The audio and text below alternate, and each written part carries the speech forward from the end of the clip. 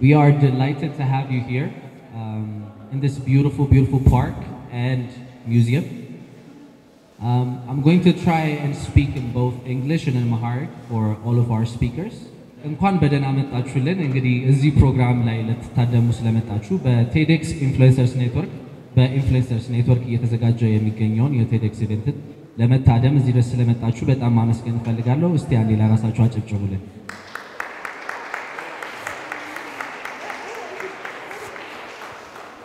ዛሬ የመጣንበትን ምክንያት አስረድቼ ከዛ በኋላ ወደ ስፒከሮቻችንና ተናጋሪዎቻችን እንቀጥላለን ማለት ነው።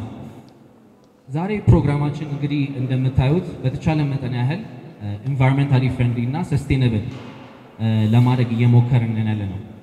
As you guys all can see, we are trying to make our event as much as possible sustainable and environmentally friendly, starting from having no paper in our events, because we believe that paperless events are the future of Ethiopia and also the world.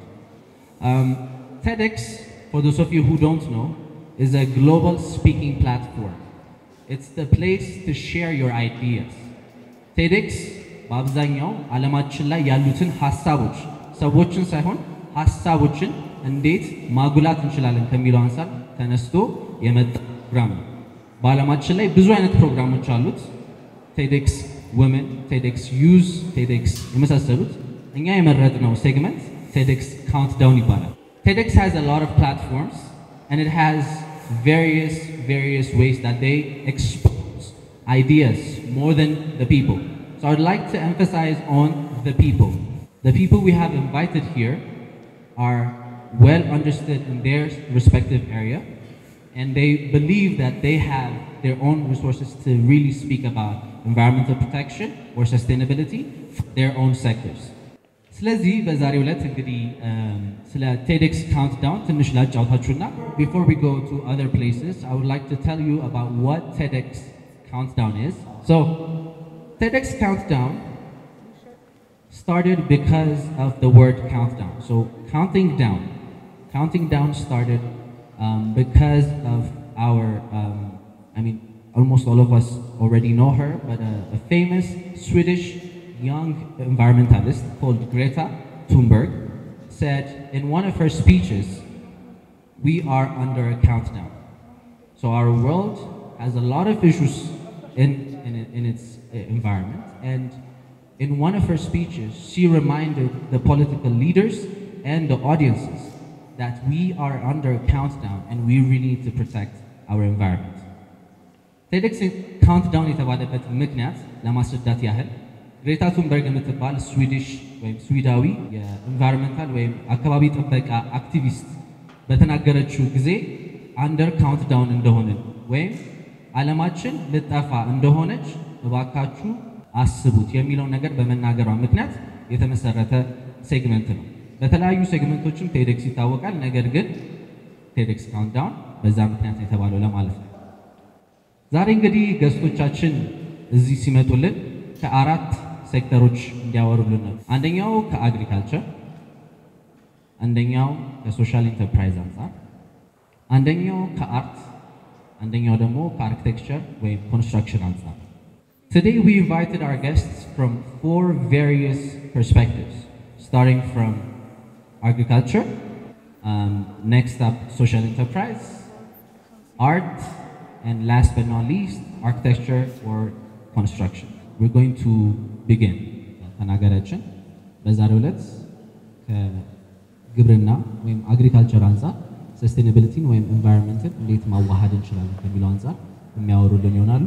Everyone, I hope you guys are having a good time, and we are going to have an amazing talk right now.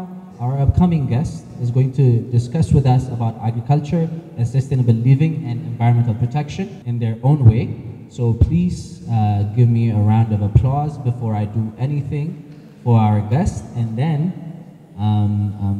I hope you guys enjoy the talk. Thank you very much.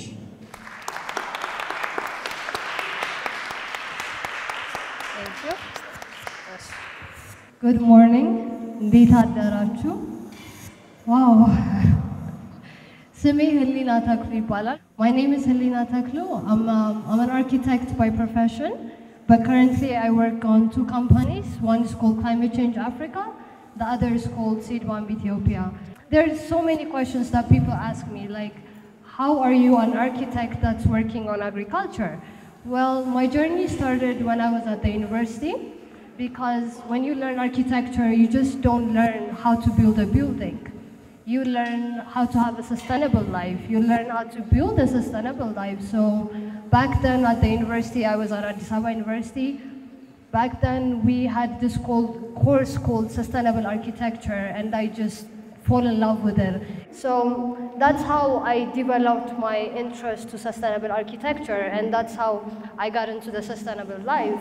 But then, even when I was at the university, I didn't want to go out and I was looking for my own project. What should I do? What can I do? As an architect, I just don't want to build a building. And then, through time in 2016, I stumbled into this journey of climate change. So I took a course for the YALI Young African Leaders Initiative. I took one course there called Understanding Climate Change, and after a month, I got called by the US Embassy saying, come take the certificate personally instead of online. So I got excited. I just graduated. I had literally nothing to do. So I went to the US Embassy, and then when I went there, the thing that I encountered was, sure, they're gonna give me my certificate and everything, but at the same time, there were so many youth, like 6, 7 projects of youth that were just presenting their project. This is my climate change fighting project, this is my vertical farming, and so forth. And I kept asking myself, okay, I'm here lucky enough to be at this embassy listening to these projects. What about the rest of the society? What about the rest of the people? How are they gonna listen to this project? How are the youth gonna be exposed to this project? So right there and then I decided, and I finally found my project, okay, I'm gonna be the bridge that will actually be the bridge between the experts, the government, and the youth. Because 70% of the African youth population, we are the population at the 70%. So I was like, you know what? I'm just gonna do a project. I'm just gonna come up with something. And then I took the business card of the public affairs section back then, Mr. David, and I just emailed him in like 3 days saying, I have this event idea. I'm not really sure where I'm gonna go with it, but it's gonna be related to climate change. And then he called me, I talked to him, and then I came up with, okay, I'm gonna create the platform for the youth. Would you guys help me? And the embassy was courageous enough to help me, and henceforth, we came up with the project called Climate Change Africa. So basically, in Climate Change Africa, what we do is we create the platform. We're like the TEDx for climate change, I guess. So what we do is we create the platform for the African youth. Yeah, we started with Ethiopia, and then we went to Kenya. So basically what we do is we create the platform, and we don't talk about the problems. We've been talking about climate change and its problems for a minute now. So from now on, we decided, okay, let's talk about solutions. No more problems. We've been hearing that. And so Climate Change Africa's basic point is to create the platform for the youth so that we could talk about our problems. We could talk about our solutions. And so what we do in Climate Change Africa is we divided the environment into 2. The spoiled environment and the unspoiled environment. So this basically helped us on which one should we focus on. Is this area more spoiled? Is this area more unspoiled? If this is unspoiled, not that much, let's focus on this more, work on this, find a solution, and come to this one. So that's how we divided the environment, spoiled and environment. And then we started thinking of, okay, what's the youth and its relationship with the environment? Do they see climate change as irreversible? Do they see climate change as a solution? Are they willing to go for it and work for it? So these were the things that made us determine which projects are we taking, which projects are we not taking. And then, so we came up with, okay, how do we create this platform and how do we make it more impactful? So we decided, let's have an expo. An expo, we have a yearly expo. What we do is we connect the experts, be it government, non-government, whatsoever, with the youth. I am a youth that has a solution. You are a government official that has that can listen to me and provide something for my solution. So we created that platform. Experts, youth, sit together, work. Listen to one another. That's what we're missing. We don't listen to each other. So we created this platform so that we could actually listen to one another. We had an expo in Ethiopia in 2016, 17, and 18. And then we did one in Kenya. And the reason that we did in Kenya is because we wanted to discuss with them, okay, I'm trying to protect my country from climate change. But then how am I going to be safe if my neighbor is not protecting itself? Or if my neighbor's house is on fire, how am I going to be sure that that fire is not going to come to my house? So whenever I talk about Ethiopia's climate change, I have to talk about Kenya's as well. So we went to Kenya, and then we discussed with them. They taught us some things. We taught them about our green legacy. And then we created a network as well, not only in Ethiopia, but through Kenya. So while we were doing this, I was actually looking for, okay, I'm collecting youth projects. What am I going to do? What is my contribution? CCA or Climate Change Africa is not enough for me, so I need more. And then in 2018, I got introduced to the concept of seed balls. Seed balls are marble-sized ball of clay that are made up of, at least in our case, red clay soil, black soil, and chicken residue, and seeds. So with seed bombs, what we're trying to do is, one, we're trying to fight deforestation, because seed weights are very lightweight. I'm going to speak this in Amharic. Do you guys remember, like, ብይ ልጅ እያለን የምንሰራው ብይ በጭቃ የምንጠቀልለው? That's literally seed ball ማለት እሱ ነው። ውስጡ seed ኑሮ ማለት ነው። So basically, what seed bombs help? One, it will fight deforestation to areas like, there are so many areas that are inaccessible to human beings. So in that, we can actually throw seed ball trees using planes or drones to different areas that are inaccessible. At the same time, what we do is it will change the way agriculture is being approached in Ethiopia and also Africa. You know, 80% of the Ethiopian economy is agriculture. So this will be a basic solution or a simple solution. Right now what's happening is farmers are digging 60 centimeters to put in the seedling, and then there's some cow, manaman, just a whole process. But with seed bombs, there's no such process as that. This is the land, this is the soil. What we do is we put the seed balls on there, no digging, no nothing. So energy consuming, time consuming, and so forth. And also when it comes to deforestation in accessible areas, like I cannot go to Abai Baraha holding a seedling, but I can throw the 3 seed balls in that area, and once rainy season is there, just let it be. If the seed doesn't expire, let's say the Wanza seed doesn't expire for 10 years, you can actually place that in the Abai area and wait for the rain, and it will grow itself. If it's not a rainy season, we water it maximum 2 through 3 weeks.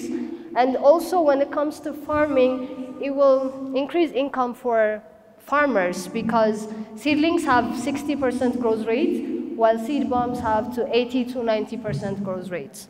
I wish you guys could see the picture, but here there's the mixing and the rolling process. It has its own process. We have a production site, so that's where we work. There's the drying process. It has its own process. And I don't know if you guys could see, but these are the seed balls, like a small marble sized of seed balls. And at the moment, we work with the Ministry of Agriculture so that they give us the seeds that are indigenous to Ethiopia. And we also take different vegetables and so forth from them. And so what our main aim is for agriculture to be changed, the backward system to be changed, and also to fight deforestation with seed balls. So our target markets, of course, we need the farmers. Like, we want to work with the farmers because their life can be changed through this. And we're determined to change their life through this. And we also will work with the government, non-government, and anybody that has interest in the field of making Ethiopia green, we're willing to work with them. So when it comes to our markets, I just want to touch a little bit. When it comes to seedlings, you find them from 50 birr to 5,000 birr. When it comes to seed balls, we want to sell it maximum of 200 birr. And the reason we're doing this is we want everybody to be fed. We don't understand why Ethiopia is in poverty. It's so stupid. We have everything that we need, but our greed is making us be this way. So with seed bombs, we're trying to attack no poverty and zero hunger, and we want to feed the Ethiopian people easily and simply ways. We have worked so far with US Embassy at Addis Ababa, for example, Zoma Museum. You can find our products both in Andinet Park and the Zoma Museum Sarbet itself. We're working with GIZ, we work with ISADIS, and we work with different individuals. As I said, anybody that's willing to work with us to make Ethiopia green or Ethiopian Arangwade Nalbas, and anybody that's willing to feed the poor with us, we're ready or willing to work with anybody. And we have won grants from the Tony Lumulu Foundation and also from Jumpstart Accelerator that's making us set up our factory and so forth. And since we're also located in the rural areas, we're giving job opportunities to women there. Instead of you guys migrating to some Arab country or whatever, we're making them stay in their own place with their own family, and we're paying them, at least from what we can, we're paying them with a small amount of money and making them stay. So with seed bombs, not only are we fighting deforestation and agriculture, we are also planning to fight migration, which if we create a job opportunity in Ethiopia and pay them a good amount of money, why would we go to any other foreign country? So we have a distribution channel in the future. Of course, as I said, right now we're in the Gurage region. We're planning to come to Addis, and we're going to have different sales agents that would allow us to connect with different farmers. And we're really, really planning to work with the government, especially with this Green Legacy movement for the summer. And then we want to distribute these seed balls to different parts of Africa. As I said, we've started working with Kenya, but we want to expand it to different parts because they can't go hungry and we can't be the rich ones, right? So Africa will grow together, not only Ethiopia, but we all grow together, and that's our seed bombs plan. I feed one Ethiopian, it means I feed another African, so that's the way we're going. We have went to so many places so far from what we've done. When we started Seed Bomb, we started on teaching the kids on how to make seed balls, because we believe the kids are the future. And they need to know about greenery, planting, and so forth. So we started with the kids, and then we went to the intellectual professionals, like people with Down syndrome. And we believe mental health can be retrieved by using nature. If we're close to nature, our mental health will be so much better. So that's one of the things that we do. We went to Mekelle, we went to Bahar Dar. One proud thing I did was in Bahar Dar, we went to the agriculture school and we actually taught them on how to make seed bombs and so forth. And then we had a thing called Astrobus Ethiopia, where we toured the north of Ethiopia in 10 days, and we taught different universities and high schools on how to plant trees, the use of plantation, climate change, and of course its effect and its solutions, the simple solutions at least. So what we basically do here is, with Climate Change Africa, we create the platform for the youth and experts and everybody to come together and work as one. And when it comes to seed balls, we believe it's one of the solutions that would really change the way agriculture is being approached here. Thank you so much.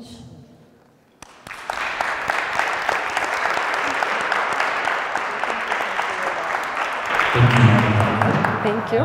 Before you see, if anybody has a question in regards to agriculture or CCA or seed bombs, if you guys have any questions, you only have 5 minutes for you guys. We're just gonna, if you don't, I have a question. Okay. So in regards to seed bombs, is it really accessible for us to work on it from our own homes? Because I think you have already told us what they are made of.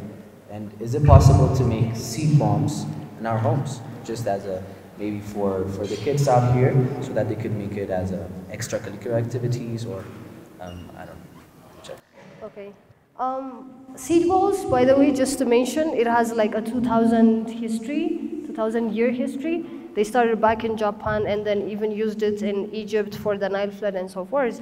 So in Africa, Ethiopia, here we use black soil, red soil, and chicken residue, which you can find all, but chicken residue, it's very hard to find. Like, it has to be pure, it has to be so. Even we're facing that difficulty sometimes. For example, now it's been like a month since we stopped production because we couldn't find clean chicken residue. So finding the chicken residue is gonna be a bit hard, but if you do a bit further research, you can see that in Kenya, for example, they're doing seed balls by charcoal or kasal.